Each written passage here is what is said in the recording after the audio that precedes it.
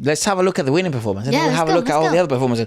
This is Hening Rindu, I think. Marsha. I like to say her name. Marsha. Marsha. Oh, wow. See, this is what I love about the show. Malaysian television, Love music it. television. It's unbelievable. One of the best in the world, without a doubt. It's not even fucking close when it comes to this style Oh, of yeah. performance. I haven't seen anything like this ever. Anywhere else. Malaysia cooks, bro, when it comes to this. Also, the sound engineering is so elite. Look at that! How many screens? Yes.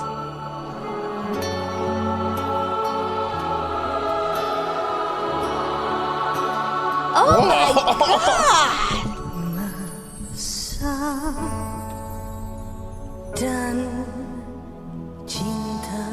We've seen her perform once before, and she was ill when we watched her for the first time.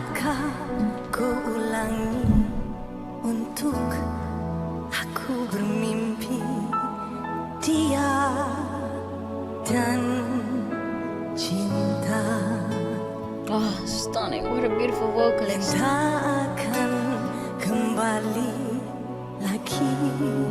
See, an authentic sound. Yeah, this is something that I really love about the show, is that the vocals are whatever happened on stage. There's very little post-production to this. You're only getting the desk mix. There's nothing else happening here. Everything's real.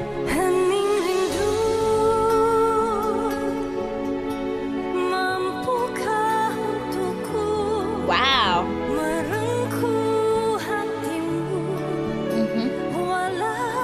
Wow.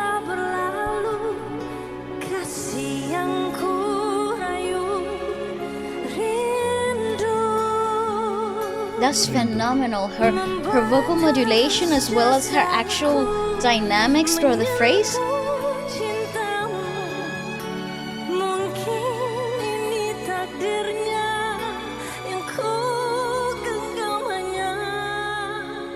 Wow. I love this show. I love this show. Shout out to the designers, because I know they always work very hard for these shows. I'm talking about the fashion designers, the stylists. I mean, look at her dress. Whoa.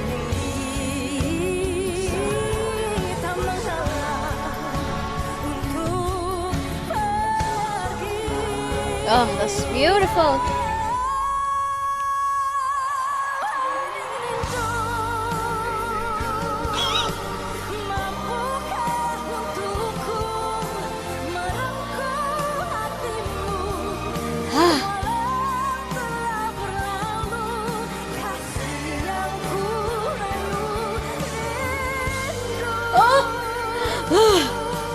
Wow, what capability to translate emotion, communicate emotion.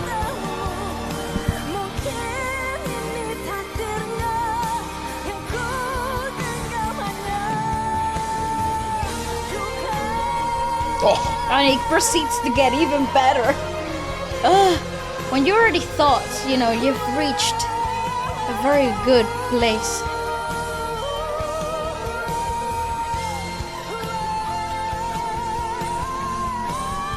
Jesus Christ. Wow! Wow! Criminally underrated. Had the quality, in my opinion, of Malaysian singers. Oh, criminally All over the world. underrated. Yeah, I would also be sobbing.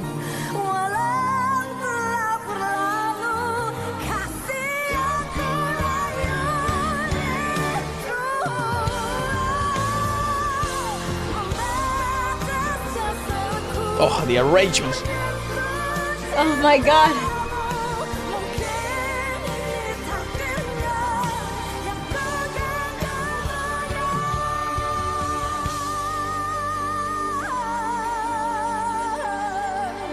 Wow! How she modulated that was actually incredible. Oh, I forgot how much emotion she's carrying.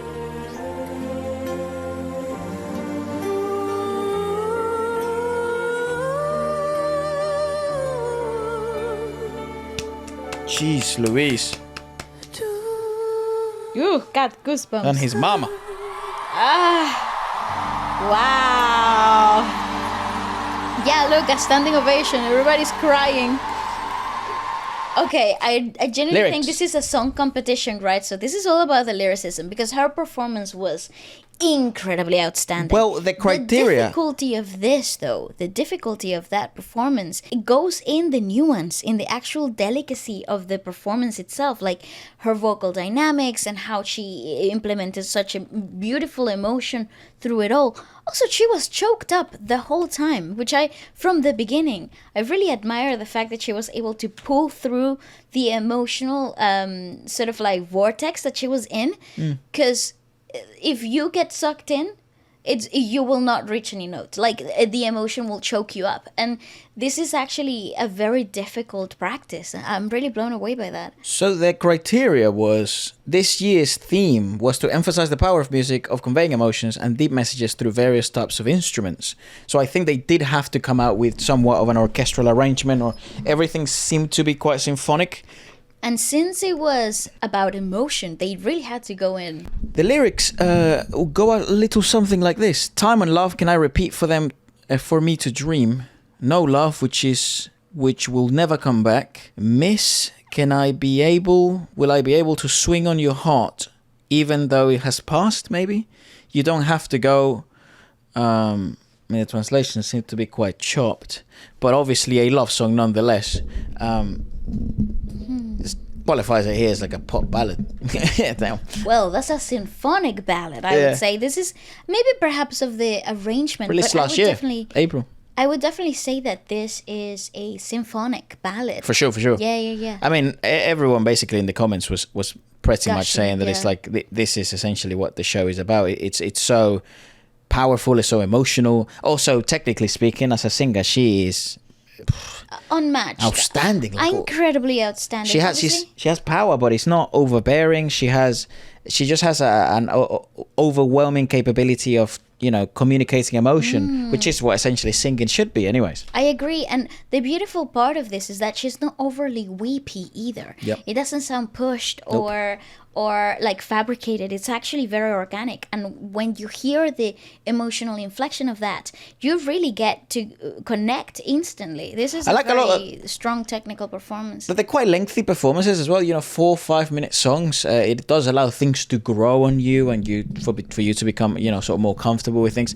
The next one is, before we move on, I actually saw some of like the behind the scenes footage, which is quite the impact of this production in terms of like the movement between one performance and the other is ginormous, is gargantuan, especially because each singer has a specific set, has specific requirements, and then they have to strip it all down and prep for the next singer.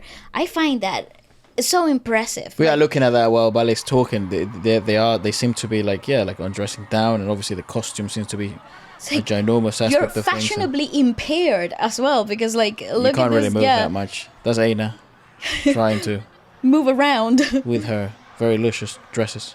And it's actually quite impressive to see the manpower that it takes for a show like this to actually come across, to actually happen.